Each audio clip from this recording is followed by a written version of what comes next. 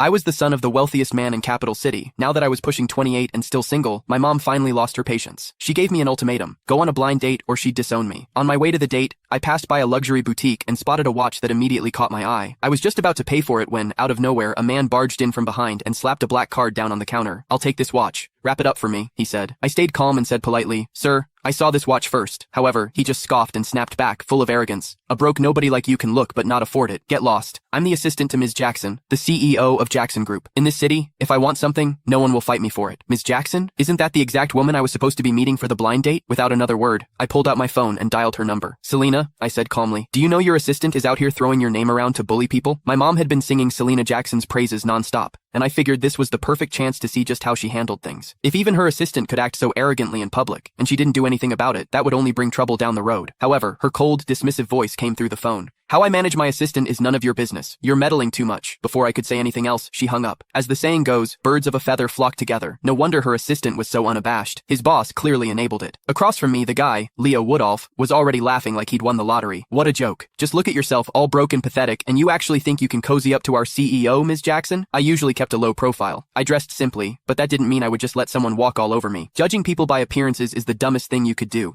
I said calmly. "I'd suggest you watch your mouth, or you're going to regret it." However, I wasn't about to waste any more words on a clown like him. I reached into my bag, pulled out a card, and handed it to the sales associate for her to ring up the watch for me. The associate looked at my card, then at Leo, clearly hesitant. She froze, not knowing what to do. Leo just laughed louder. "You low-life piece of trash. Are you still trying to act like you're somebody? This entire mall belongs to the Jacksons. If I don't give the word, you can't even buy a single screw in here." Then, with a smug grin, he yanked the card from my hand and flung it toward the entrance. "Waving around some cheap-ass card thinking you're hot shit? I'm not falling for it. Get lost." In all my life, no one had ever dared to humiliate me like that. Leo had seriously crossed a line. Without another word, I grabbed his arm in one swift motion and dragged him to the front of the store. My voice dropped cold as ice as I ordered, "Pick up my card." The salesgirls in the store stared in shock. "Oh my god, did he really just say that to Mr. Woodolph? Is he crazy?" "Mr. Woodolph is Mrs. Jackson's right-hand man. Offending him is the same as offending her." One of the employees tried to talk me down. "Sir, it's just a watch. It's not worth angering the Jackson Group over this. Please, just let him go." "Yeah, you should apologize to Mr. Woodolph while you still can. Beg for forgiveness. It might not be too late." Leo, clearly feeding off the attention, yanked his arm away and shouted, "You worthless trash!